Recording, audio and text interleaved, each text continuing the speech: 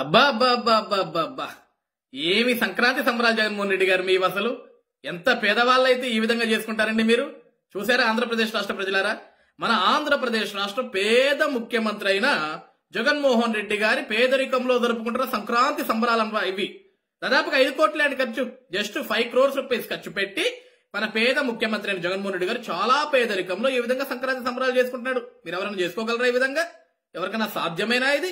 ఈ రోజు పేదరికంలో బ్రతుకుతున్న ఏ పేదవాడైనా సరే ఈ నిరుపేద జగన్మోహన్ రెడ్డి చేసుకున్న విధంగా మీరు సంక్రాంతి సంబరాలు చేసుకోగలరా?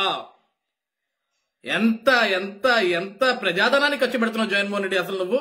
ఈ రోజు పేదవాడికి బ్రతికేదానికి 1 రూపాయి ఇవ్వవు, పేదవాడు సంతోషంగా ఉండేదానికి 1 రూపాయి ఇవ్వవు, పేదవాడికి పండుగ కానుక ఇవ్వవు.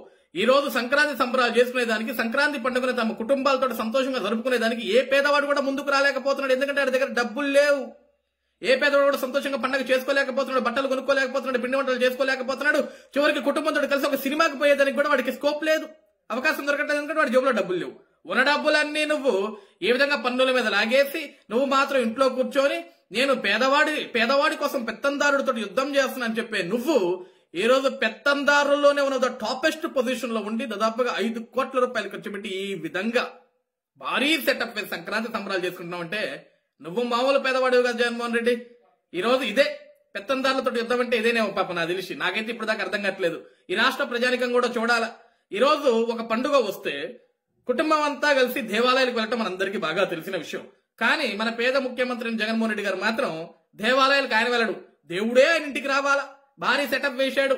ఈ రోజు శ్రీవారి సెటప్, వెంకన్న స్వామి సెటప్ వేశాడు. తిరుపతి మాదిరి, తిరుమల మాదిరి 5 కోట్ల రూపాయలు ఖర్చు పెట్టి, ప్రజాధనాన్ని ఖర్చు పెట్టి ఈ రోజు నేను పేదవాడిని వేదికెక్కిన దగ్గరల్లా మైకెట్టి మైకి పగిలిపోయేదా కలిసే జగన్ రెడ్డి 5 కోట్ల రూపాయలు ఖర్చు పెట్టి కనీసం పేద ప్రజానికాన్ని కలవకుండా, ప్రజల్ని కలవకుండా, కనీసం దేవాలయాలు సందర్శించకుండా దేవుణ్ణే ఆయన ఇంటికి రప్పించుకున్న ఎంత పెద్ద కండకావరం ఉన్న ముఖ్యమంత్రి ఒకసారి మీరందరూ చూడండి.